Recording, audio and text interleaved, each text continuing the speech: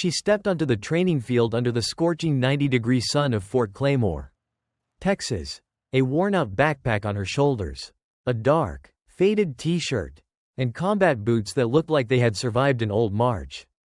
No one looked up. No one thought she belonged in formation.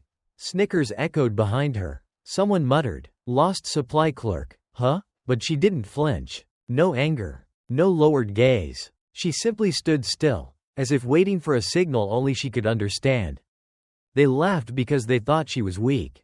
They were wrong. 1 week later, the same people who had mocked her stood frozen in place when a black tattoo was revealed on her bare shoulder, the symbol of a special operations unit erased from all military records. A seasoned commanding officer, older and more experienced than anyone there, instinctively came to attention and saluted her in front of the entire camp. From that moment on, everything changed, and the question was no longer, "Who is she?" but rather, "How did we not see it sooner?" This is not a story about a woman who could fight. This is a story about a quiet strength that made an entire system bow its head. While the other recruits quickly clustered into groups, sharing jokes, laughing, and scrambling for the best seats in the mess hall, Emily Carter chose a quiet table tucked into the far corner by the window. A spot no one else wanted. On her tray sat only a portion of lukewarm ham and a few spoonfuls of green beans. No one greeted her. No one asked how she was doing. But there were plenty of contemptuous glances. A buzz-cut young man with a bulky build named Josh dragged out the chair across from her and sat down with a thud, as if trying to make the loudest sound possible. "Maybe you think this is a shelter?" he sneered. "Or did you come here to mop the floors after lunch?" Laughter erupted from nearby tables, mixed with whispers laced with mockery. "Look at that shirt she's wearing, probably her dad's from the Gulf War days. She must have gotten in with some kind of special preference. No way she passed that entrance test on her own." Emily didn't look up. She simply picked up the spoon that had been knocked off her tray, wiped it clean, and continued eating as if the whole room were silent. Not because she didn't hear them, but because she chose not to be dragged into their petty game. During the first physical training session, while the group was running laps around the field in armor weighing over 25 pounds, a trainee named Rick deliberately veered sideways and gave her shoulder a shove. The impact threw her off balance, causing her to slip and fall onto the red dirt. Her palms were scraped and bleeding. "Oops," Rick said, without a hint of remorse. "Maybe you should have brought a mop with you." No one stopped. No one offered a hand. Emily got back up. Her eyes held no hatred, no anger, just a silence so intense it was unsettling. She brushed the mud off her knees, tied her loosened shoelace, and kept running, lap after lap, sweat pouring down her face, yet her eyes never lost that calm, steady gaze. After the session, while she rested on a wooden bench, a group of 3 female trainees approached her, led by Brielle, a blonde with the sharp presence of a cheer squad captain. "So, where are you from? Living at a bus stop or something? Not everyone's cut out for this place. You do know that, right?" Emily calmly finished chewing the last bite of her granola bar, then met Brielle's gaze head-on. Her voice was low, steady, and no louder than necessary. "I came here to train, not to help you feel better about yourselves." In that moment, the smirks vanished, and in the sudden silence that followed, everyone sensed this was not someone who could be easily backed into a corner. People often assume that competence comes with display, a humble brag, a proud shrug, or at the very least, a glance that says, "I know I'm better." But with Emily Carter, excellence came in silence, and that, more than anything, was what began to unsettle people. That afternoon, the air on the training field was thick with sweat, gun oil, and tension. The trainees were lined up in front of a long row of cold steel tables, where they were instructed to disassemble and reassemble the M4 carbine under timed pressure. The limit, 2 minutes.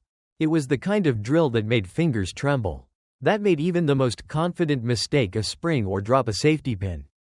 Lance, the top-ranked trainee in the class, finished in 1 minute and 37 seconds.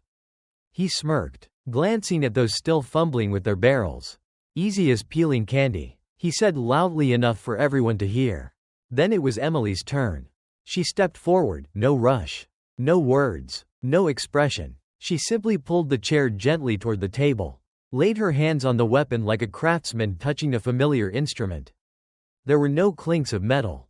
No sharp breaths or muttered curses. Only smooth, seamless, precise movement, so quiet it stunned the room. 52 seconds. Not a single error. Drill Sergeant Mallory stared at the stopwatch. Then back at Emily, as if suspecting a glitch. "Where'd you learn that?" he asked. Voice low. "Just practice, sir," Emily replied, her eyes still on the floor. Another officer standing nearby slowly nodded and murmured to a colleague beside him. "Those hands don't shake. That's someone who's done it, under real pressure." After the test, the atmosphere around Emily began to shift, not in any obvious way. No one offered praise. No one asked for tips. But the glances lingered longer. The snickers quieted. And one subtle, unmistakable thing happened. For the first time, she didn't eat alone in the mess hall. People began to lean in when she answered questions during lectures. There were looks, hesitant, calculating, as if they were trying to piece together fragments that never quite fit before. The way she tied her laces. The fact she never asked for help. The way every move she made felt unnervingly precise. They still didn't know who she was. But for the first time, they were starting to ask. The weekend's physical training was summed up in a single phrase: Hull assessment. A nearly 6-mile run through sun-scorched, rocky hills, wearing 30-pound body armor, with no brakes, and no one allowed to fall behind. It was a test of endurance, but also the kind of event where you could spot who was the burden to the team. Emily Carter didn't lead the group. Nor did she fall to the rear. She held the middle, steady pace. Even breathing, eyes focused. No groans, no complaints. A few paces behind her was Tara, who never missed a chance to mock Emily. On the roughest stretch of the trail, Tara suddenly surged forward, pretending to lose her balance, and nudged Emily's arm with her elbow. Just a small move, enough to throw her off stride. Emily slipped, tumbled to the roadside, her ankle twisted, her palms scraped and bleeding. The group halted, not out of concern, but because of the training lieutenant's bark. "Mitchell, out of formation, whole team loses points." All eyes turned to her. No one stepped in to defend. Lance smirked and muttered, "Thanks a lot, real hero." "Huh." Emily said nothing. She simply nodded, planted her hands on the ground, stood back up, and rejoined the formation. The fall could have taken anyone out. But she kept running, limping now, but never asking to drop out. When the run finally ended, her face was soaked with sweat, her shirt clinging to her, and her ankle swollen. The lieutenant pointed at her. 5 more laps. Just you." No one reacted. No one objected. Emily nodded and started her first lap. Tara watched her go, eyes cold, lips curling into a faint smile. Someone nearby muttered, "She should have just quit." But the second lap came. Then the third. And still, she didn't stop. Each step was painful, but also a silent declaration. "I won't break just to make you feel better." After the final lap, she stopped at the line, gasping, hands on her knees. No one offered her water. A crumpled plastic bottle rolled to her feet, Tara's gift. Tossed with a sneer. "Use that. Air's good for your health." 2. Emily picked up the bottle, crushed it in her palm, and tossed it into the nearby trash. No words, no reaction, but those who witnessed it understood. Some people don't fight back with words. They fight back with endurance. With a silence so unshakable that it forces the entire camp to question itself. That afternoon, the training yard was wound tight like a drawn bowstring. Pairs of trainees stepped up for the final hand-to-hand combat test, an assessment of self-defense, reflexes, and pressure endurance. No gloves, no padding, just yourself and the opponent in front of you. When the name Emily Carter was called, a soft chuckle came from the end of the line. Her opponent, Lance Boyd, tall, imposing, and the same recruit who had mocked her more than a dozen times before. He cracked his knuckles, eyes gleaming with anticipation. "Finally, a chance to put you where you belong," he muttered, before the whistle even blew. Lance charged, grabbing Emily by the collar and slamming her against the concrete wall. The sound of tearing fabric cut through the air. The back of her shirt ripped open, revealing a portion of bare skin, and a strange black tattoo. The entire yard fell silent. Laughter died in everyone's throats. A cobra, coiled tightly around a fractured skull, inked in intricate gray-black lines, lay perfectly centered between Emily's shoulder blades. It wasn't a decorative tattoo. It was a symbol, a mark only a few recognized, and even fewer dared to speak of. From the far end of the yard, Colonel Davis, the commanding officer of the training camp, suddenly stood upright. His eyes widened, his lips moved without sound. And then, he raised his hand in a formal salute. Eyes locked on the tattoo. Lance let go, not because he was told to, but because the colonel's face had gone pale. A young officer nearby whispered, "No one's allowed to wear that mark, except the final student of Ghost Viper." Emily turned, pulling her shirt back up, but not rushing to fully cover the tattoo. She looked directly at Colonel Davis and spoke, her voice low, but clear as crystal. "I didn't ask to wear it. It was given to me, by him." No one questioned her. No one doubted. Colonel Davis took a deep breath, stepped forward, and in front of the entire training yard, saluted again. This time with complete formality and unmistakable respect. Lance stepped back. His mouth opened, as if to say something, but then shut again. In that moment, everyone at the camp understood. The woman they once laughed at was not just a fellow recruit. She might be the only one among them who had faced true darkness, and walked out whole. She didn't need to explain. She didn't need to prove anything. That tattoo said everything. No one on the training field that day dared to speak, even as the sun beat down relentlessly and the wind stirred the rows of canvas tents. They had just witnessed something they might never forget for the rest of their lives. A woman, once dismissed as an outsider, is now being saluted with full military honors by none other than Commander Davis.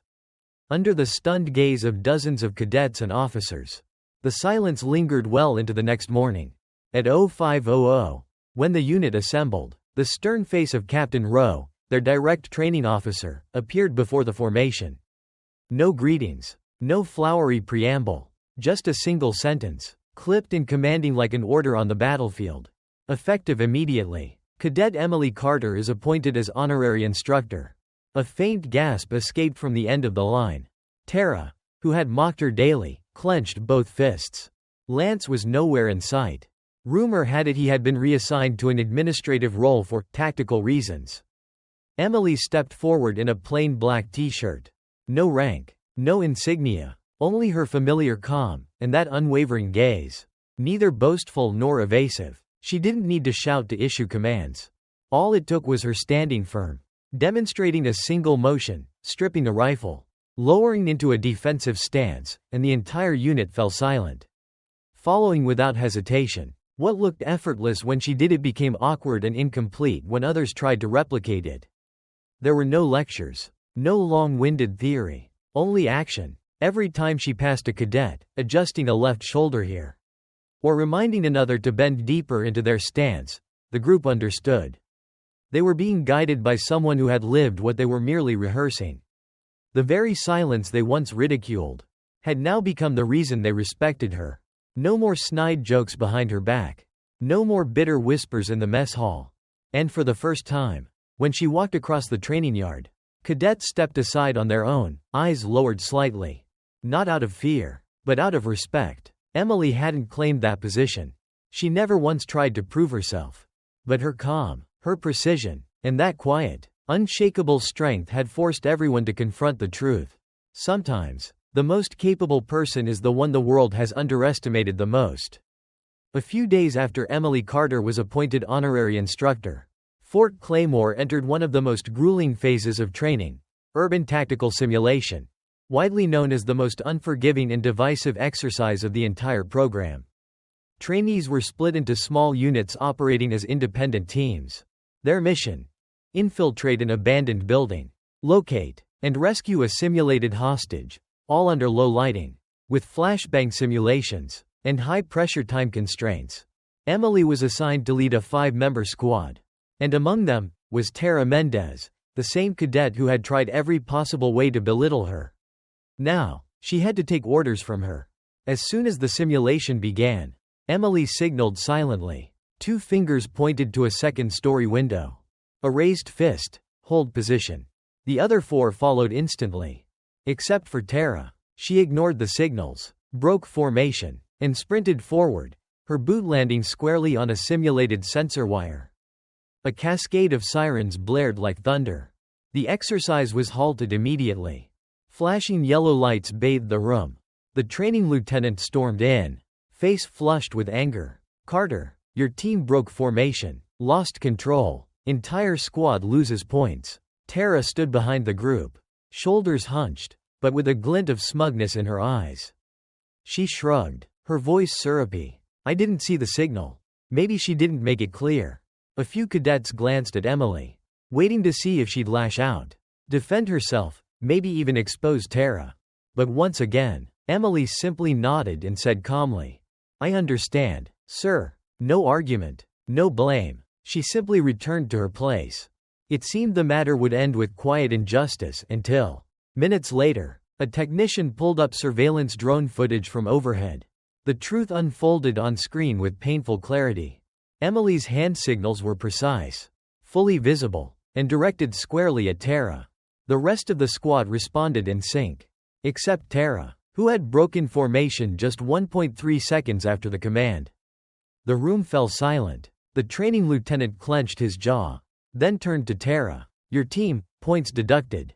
And you, Cadet Mendez, tactical violation. Logged." Tara froze, eyes wide, speechless. This time, no one laughed with her. No backup glances. Cadets who once stood behind her now looked away. Someone muttered under their breath, "She just exposed herself." And Emily? She didn't even glance back. No triumphant smirk. She simply retied her laces, tightened the strap on her pack, and walked back into the training yard, as if nothing had happened. Because the truly strong don't need to call others out. The truth, eventually speaks for itself. That afternoon at Fort Claymore, the training camp was unusually quiet, as if even the sun itself was holding its breath. Trainees were scattered across the grounds during their break. Some were cleaning weapons. Others gathered around the hydration station. Emily Carter sat alone on an old wooden bench near the camp gate, her back resting against a silver-gray steel wall, an old notebook in hand. Her eyes were as sharp as ever, but there was something in her expression that suggested she was waiting. Then a black SUV rolled through the checkpoint, gliding past the gate without anyone asking for ID. The guard on duty instinctively stepped back and saluted. The car door swung open. A man stepped out. No uniform, no rank, just a black jacket, dark jeans, and dusty Texas boots. But the moment his eyes swept the grounds, the entire area seemed to still. His face didn't smile. It wasn't cold either, it was simply commanding, with a presence too familiar with authority. Colonel Davis, the camp commander, appeared swiftly, wearing an expression rarely seen on him, unease. "General Langston," he nodded, voice lowered to a near whisper. That word, general, hit the air like thunder on a clear day. Emily stood up, closed her notebook. She didn't rush. She didn't smile. She wasn't nervous. She simply walked toward him, steady, unflinching, and stopped an arm's length away. "You didn't have to come," she said, her voice low and unwavering. "I did," the man replied, and in that moment, the steel in his gaze softened, just briefly, in a rare show of tenderness on the face of Brigadier General Michael Langston, commander of the Southern Strategic Combat Brigade. A few nearby cadets overheard bits of the exchange. Whispers began to ripple, faster than any official report ever could. "Wait, she's General Langston's wife? No way, but it looks real." No one laughed. No one dared to judge. Within minutes, the entire training camp realized the woman they once dismissed as just another rookie belonged to a level far beyond their reach. The two walked toward the SUV. Emily climbed into the passenger seat and shut the door. The engine roared, kicking up a thin cloud of dust as they pulled away down the road. She didn't look back, but those left behind remained motionless, silent. Because sometimes, silence is not retreat. It's the unmistakable declaration of someone who has risen far above the ordinary. Emily Carter left Fort Claymore without a farewell. She departed the training camp the same way she had existed within it, quietly, without spectacle, yet leaving echoes that lingered long after she was gone. But the void she left behind wasn't just the empty role of an honorary instructor. It was the upheaval of an entire system's perception, a system that had once mocked her, dismissed her, and looked down on her. And then, the consequences began to unfold. No revenge, No retaliation. Just the truth. A 27-second video clip surfaced, showing Tara Mendez mocking Emily in the mess hall. It spread like wildfire across military forums and internal social networks. The video had no commentary. No captions. Only a single line from the anonymous trainee who recorded it. Now I see I was wrong. The consequences came fast, like a sentence passed. Tara's defense sponsor, the one that had chosen her as the face of the next generation female military force, withdrew all financial support.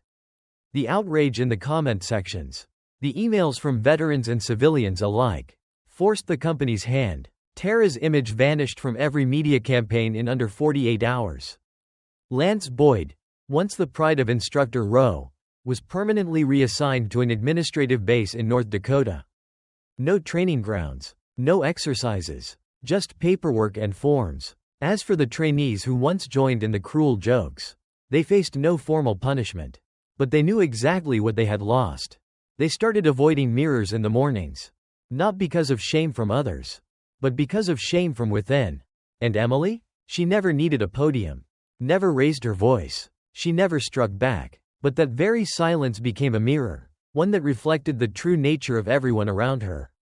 At Fort Claymore, a phrase began to circulate among recruits. Never underestimate someone just because they're quiet. Because sometimes, they're simply waiting for you to show your true face.